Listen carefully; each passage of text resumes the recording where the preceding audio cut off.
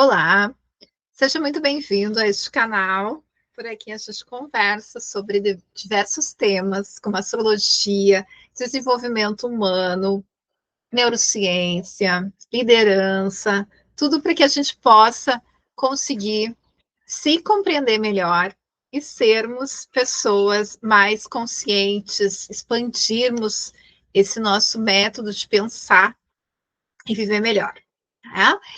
Então, quero trazer para vocês hoje uma perspectiva da semana, que iniciou hoje, na segunda-feira, dia 24, e vai até o dia 30, sábado, começando a falar um pouco sobre a temporada que iniciou na sexta, que é a temporada sagitariana, que traz aí o arqueiro, aquele que joga a seta ao longe e consegue ter um elemento muito mais para fora do que o último que a gente estava vivendo, que é o Sol em Escorpião, uma água profunda, intensa e que tinham qualidades muito importantes na transformação de quem somos.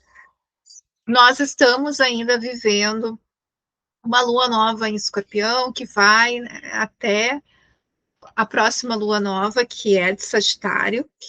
E então os aprendizados de Escorpião seguem nesse mês, mas a gente já tem uma roupa aí do Sol diferente, que é com a energia sagitariana, que traz fé, confiança, essa vontade de explorar o mundo, de viajar, de conhecer outros lugares, de nos aproximarmos de temas que são muito mais da filosofia, dos estudos superiores. A gente pode também compreender melhor as nossas verdades, nossas crenças, nossos ideais. A casa 9 é a casa do mestre, é a casa do professor, é a casa onde a gente precisa olhar para aquilo que a gente construiu e que muitas vezes cristalizou com relação àquilo que a gente acredita. Então, quem tem pontos fortes em Sagitário pode ter um pouco de cabeça dura nesse sentido, de não mudar de ideia, de acreditar que aquilo ali é realmente a única verdade. E Sagitário também tem um ponto importante que nos conecta com o otimismo, com a confiança, com a fé na vida, com a alegria de olhar e saber que a gente quer alcançar algo, não sabe muito bem o que é esse algo e aonde ele está, mas a gente joga essa seta longe. Então, em Sagitário, a gente não foca pequeno, a gente foca grande. Né? A gente joga a seta para que ela nos mire em algum lugar que a gente precisa chegar. Né? Nós iniciamos a semana com a lua nova em Capricórnio, nos levando muito mais para o lugar de operação, trabalho, estrutura, foco, disciplina. Então, é um mood muito segunda-feira, né? E aqui a gente tem também, nesse dia, o encontro da Vênus, que está em Escorpião, na última semana dela, com Mercúrio retrógrado em Escorpião, também retrógrado na última semana. Eles fazem aí um encontrinho nessa segunda-feira, que traz uma possibilidade de uma mente mais afiada aí no sentido estratégico, no sentido de mergulhar fundo naquilo que precisa saber com relação às emoções, com os negócios, com o nosso dinheiro. Também torna essa Vênus aqui muito mais magnética, sedutora, sex appeal, porque ajuda aí com esse componente da fala, né? Então, uma Vênus escorpião pode não ter tanta facilidade de expressar a sua fala verbalmente, ela mostra muito mais de um jeito que as pessoas percebem pela sua energia, e aqui pode ajudar a pensar e se expressar de uma maneira muito mais magnética, né? A terça-feira, a Lua, ainda nesse momento na parte mais cedo aqui, né, da manhã, ela ainda está em Capricórnio e ela faz um triângulo. Ela faz um triângulo, eu coloquei ar aqui no material, mas é um triângulo de terra, tá? Com Urano que está retrógrado em Touro. Então, o que acontece é que existe uma possibilidade da gente ter ideias fora da caixa, pensar em coisas diferentes aqui, fazer, sair do original, sair desse status quo das coisas muito quadradas, e a gente receber aí insights para ser mais criativa, para poder ter uma força muito maior de disrupção. Né? Quando tem Urano na jogada, a gente sabe que pode acontecer o que a gente não está esperando. Tá? Então, temos que ficar preparada também que pode vir aí um movimento, né, que a Lua, né, ainda em Capricórnio, pode nos trazer de a gente receber esses insights muito relacionados às coisas de realização, de trabalho, de finanças, né? A quarta-feira é um dia bem favorável, importante, porque nós temos uma constelação no céu de água, um trígono muito forte de água, que está relacionado a Júpiter em Câncer e Vênus em Escorpião. Então, esse é um dia que a gente pode receber bênção, uma sorte maior, a gente pode se conectar aí com alguma coisa que a gente está querendo receber há um tempo.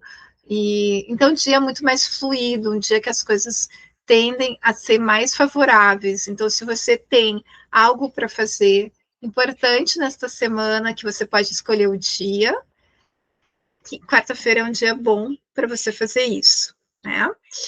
A quinta-feira a gente já tem um mood diferente, né? A Lua já vai estar numa briga aqui com Urano. Então, quando eu falo que é uma briga, a gente entende que é uma quadratura, um quadrado no céu, e Urano aqui, sempre muito imprevisível, pode nos trazer um movimento daquilo que a gente não está esperando. Então, a gente fala uma coisa e escuta outra coisa. Algo acontece que a gente não está preparado para lidar com aquilo, né? Então, tem esse conflito interno, essa imprevisibilidade das coisas que podem acontecer.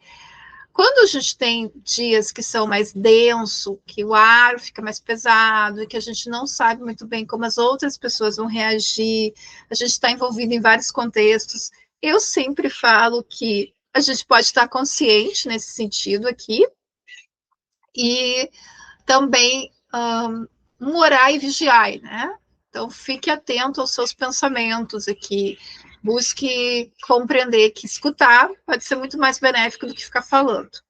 A sexta tem movimentos bem importantes também, que é o Saturno, que está até agora, né, retrógrado em Peixes, volta ao seu movimento direto, aonde ele vai ficar até fevereiro de 2026, fazendo aí o seu último adeus no signo de Peixes, nessa existência que a gente tem aqui. Então, é importante você olhar onde você tem peixe no seu mapa, Saturno te pedindo muita maturidade, responsabilidade, compromisso com o seu emocional, com a inteligência das suas emoções. E lembrando que é importante falar sobre isso, porque Saturno, ele é a nossa parte madura, o nosso senhor aqui do tempo. Então, ele vai nos pedir um certo peso onde ele está no nosso mapa, né? E a gente vai entender aqui, nesse sentido, onde ele está passando, né? Em Peixes. Todo mundo tem Saturno no mapa em algum lugar, em alguma casa, em algum signo, mas eu estou me referindo ao trânsito, tá? Olha onde Peixes está no seu mapa, veja onde está Saturno. Né? Nessa sexta-feira também a gente tem aqui o início da fase crescente no signo de Peixes. Né? Crescer em peixes é muito significativo, porque é um signo de água e nos liga muito com o visível, com o que não é material, ou a nossa espiritualidade, o inconsciente. Então, quando cresce, né, é um chamado para a gente seguir a nossa caminhada de intenções que a gente colocou, continuar fazendo esse movimento, perseverar neste movimento, olhando muito para o nosso lado espiritual, tá? Olhando para como que eu estou lidando com as minhas emoções aqui. Eu estou deixando fluir as questões que eu estou me envolvendo, eu estou querendo controlar, o controle é o oposto de peixes, né? Estou querendo controlar tudo que não tem como controlar, ou eu estou tendo fé. Então, a fé é um tempero aqui que faz crescer essa lua. No sábado, temos o fim do MR, Mercúrio retrógrado sai, última vez dele no ano aqui, então as coisas começam a andar de uma maneira um pouco mais fluidas a partir do dia 30, né? E aqui a gente comemora, porque ele realmente deixa as coisas mais truncadas e a nossa mente também entra muito em revisão, né? Nesse dia a gente também tem um aspecto mais desafiador, que a Vênus ainda em Escorpião fica de frente para Urano em Touro. É um cabo de guerra, uma energia aqui das relações muito fortemente, né? Então, o quanto eu consigo mergulhar e transformar as minhas relações, enquanto de um outro lado eu sinto uma vontade de mudança, eu sinto uma vontade de liberdade maior, eu sinto uma vontade de romper, né? E no domingo, para fechar essa semana aqui, a gente tem uma Vênus entrando no signo de Sagitário.